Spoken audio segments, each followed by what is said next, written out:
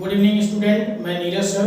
तो क्लास 10 के स्टूडेंट, जैसा कि आपका क्लास यूट्यूब पर फ्री में नीरज सर लेकर आ रहे हैं और आपको तैयार हो जाना है, एकदम लग जाना है मेरे साथ। तो अभी तक हम लोगों ने क्या क्या पढ़ लिया है? अभी तक हम लोगों ने सिलेबस के बारे में पढ़ लिया है पिछले वाले लेक्चर में, और उसके बाद लुमिनस इंटेंसिटी, ठीक है, लुमिनस ऑब्जेक्ट, ठीक है, नॉन लुमिनस ऑब्जेक्ट, और उसके बाद हम लोगों ने टाइप्स ऑफ मीडियम देखा। जैसे 3 प्रकार के मीडियम होते हैं, 3 टाइप्स मीडियम होते हैं, transparent, translucent and opaque medium. अगर रेज की बात किया जाए तो there are also 3 types of raise.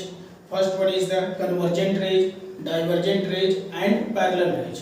और हम लोगों ने प्रॉपर्टी भी डील कर लिया है, लाइट की प्रॉपर्टी भी डील कर लिया है।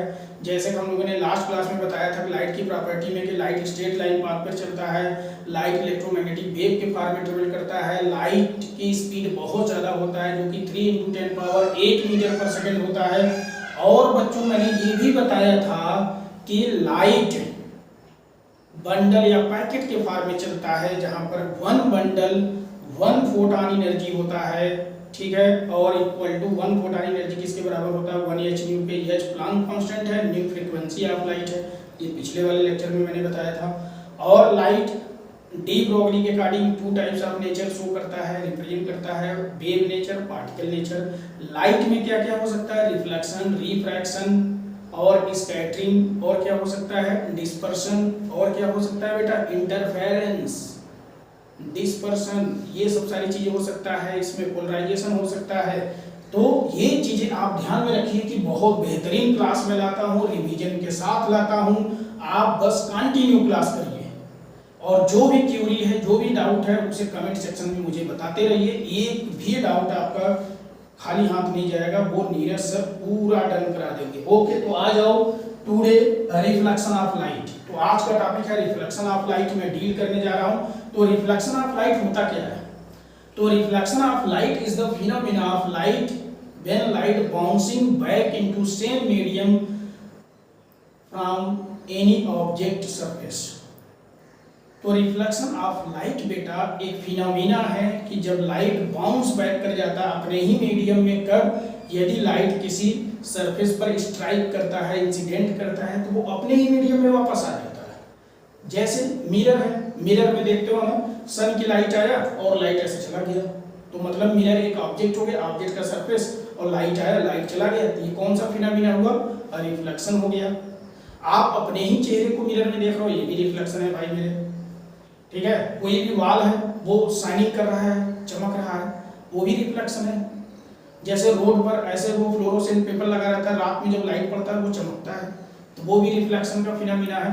तो रिफ्लेक्शन ऑफ लाइट, ठीक है, is the phenomena of bouncing off light from the surface of object when light incident on the surface, when light strike on the surface। Okay, clear हो गया। तो रिफ्लेक्शन लाइट एक phenomena है light का कि जब लाइट बाउंस बैक अपने ही medium में कर जाता है किसी सरफेस पर स्ट्राइक या इंसिडेंट करने के बाद। क्लियर? ओके, तो देखो ये 2 प्रकार का होता है। कितने टाइप्स के होते हैं? 2 टाइप्स के। तो reflection of light there are 2 types. कितने टाइप्स होते हैं बताओ बच्चों? 2 टाइप्स। तो 2 प्रकार के हैं। कौन कौन से हैं? Regular reflection of light. तो रेगुलर रिफ्लेक्शन ऑफ लाइट, और कौन सा है? Irregular reflection of light. और सेकंड कौन सा है? मान लो second irregular reflection of light, irregular reflection of light. देखो कितनी अच्छी बात लिखा है, कितना मतलब समझने वाली बात लिखा है। रेगुलरिटी, जैसे कोई चीज रेगुलर रहता है तो वो एक समान ऐसे रहता है, और जब इरेगुलर रहता है, जैसे कोई एक दिन आया, 2 दिन नहीं आया, फिर गया। स्कूल अगर इस प्रकार से जाओगे तो कैसा है, मतलब अटेंडेंस रजिस्टर में कैसा देखने को मिलेगा? Up down up down up down. तो मतलब इरेगुलर का मतलब हो गया रफ सरफेस, और रेगुलर का मतलब हो गया प्लेन सरफेस। तो जब लाइट बेटा, जब लाइट किसी प्लेन सरफेस पर अगर आके स्ट्राइक कर रहा है, सपोज करो this is the object surface, और ये वाला साइड क्या है? Polished, this is the polished surface, ये पॉलिश्ड सरफेस का है, और ये रिफ्लेक्टिंग वाला है। तो अगर मान लो ये नॉर्मल लाइन है, और लाइट ऐसे आया और ऐसे चला गया, तो this is the normal line. तो ये नॉर्मल लाइन हो गया, और ये कौन सा हो गया, इंसिडेंट रेज हो गया, this is the incident rays. और ये कौन सा हो गया बेटा, रिफ्लेक्टेड रेज, ये रिफ्लेक्टेड रेज हो गया। और ये जो एंगल बनेगा वो कौन सा एंगल होगा, इंसिडेंट, और ये जो होगा वो रिफ्लेक्टेड। तो for regular reflection of light,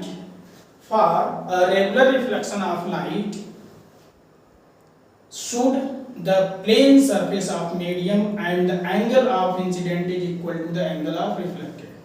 तो रेगुलर रिफ्लेक्शन के लिए क्या होता है, फॉर रेगुलर रिफ्लेक्शन के लिए there is the should required plane surface, uniform surface, and angle of incident किसके बराबर होगा, रिफ्लेक्टेड के। तो that means angle of I equal to angle of R. The regular reflection, for regular reflection of light should require a plane surface and angle of incident equal to the angle of reflected। irregular के लिए क्या case है भाई, irregular मतलब जैसे rough surface या ये non uniform surface. ये देखो ये पॉलिश्ड है, एक साइड इसका ये पॉलिश्ड है, एक साइड वाला ये पॉलिश सरफेस है। तो मान लो ये नॉर्मल लाइन है, ठीक है, और ऐसे लाइट आया ये पड़ा।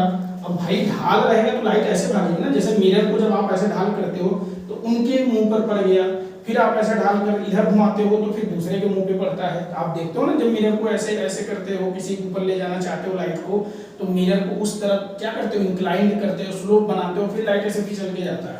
तो ऐसे यहाँ पर भी है, अगर ये इसको ऐसे मिल रहा है, ढाल मिल रहा है, तो लाइट ज्यादा एंगल बना के जाएगा।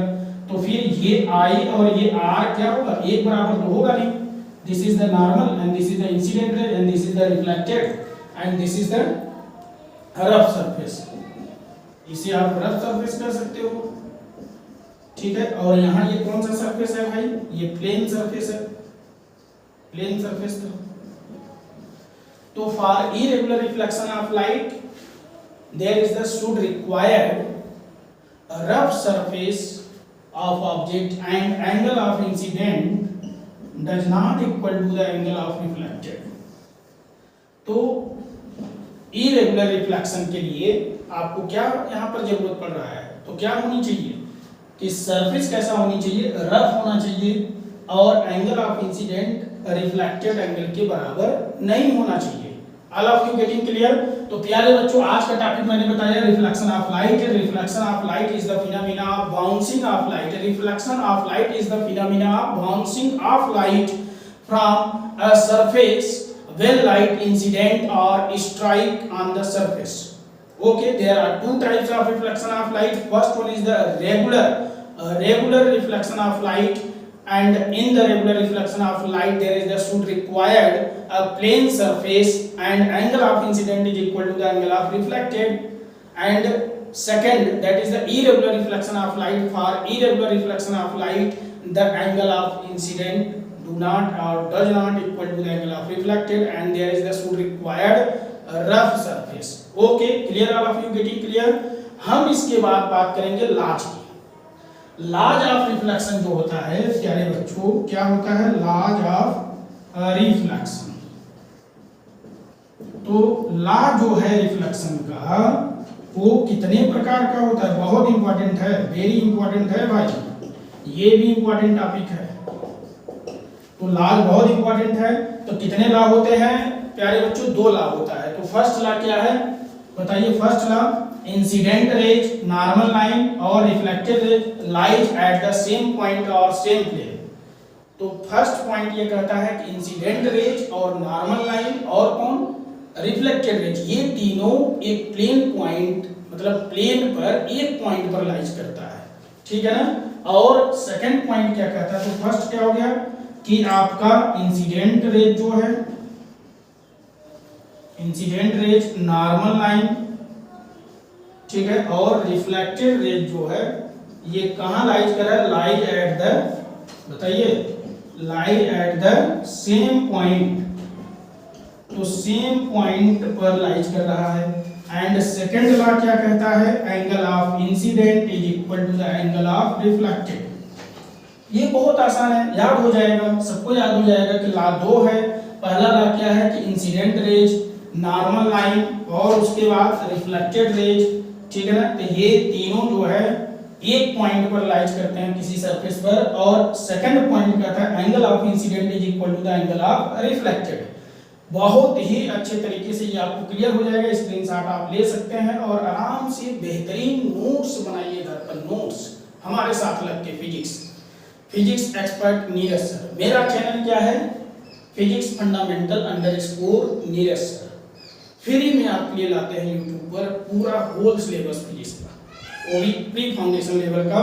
हाँ प्यारे बच्चों, एक बात और बता दें आपको, यदि मेरा क्लास अच्छा लगता है तो आप उसे लाइक करें और कमेंट भी करें, जो भी क्यूरी है, जो भी डाउट है, और अपने फ्रेंड को भी शेयर करें और उनसे सब्सक्राइब करवाएं, जिससे कि जो भी क्लास चलेगा उसका नोटिफिकेशन उनको मिलता है।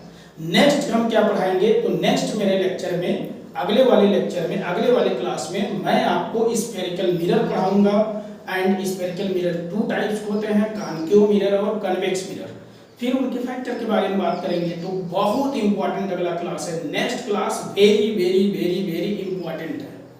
तो आप सभी लोग मेरे साथ बने रहिएगा। Okay, goodbye all of you.